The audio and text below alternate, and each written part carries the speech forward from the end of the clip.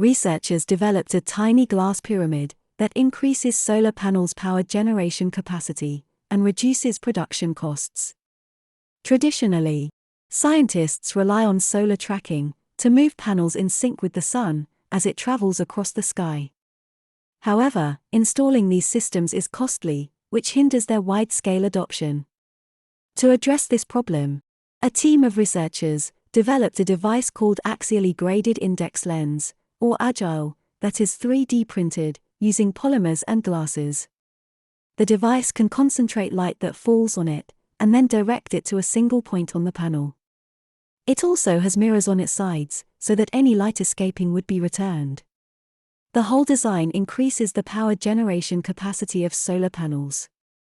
With the reduced surface area needed for power generation, the solar panels could become smaller, thus cheaper to produce.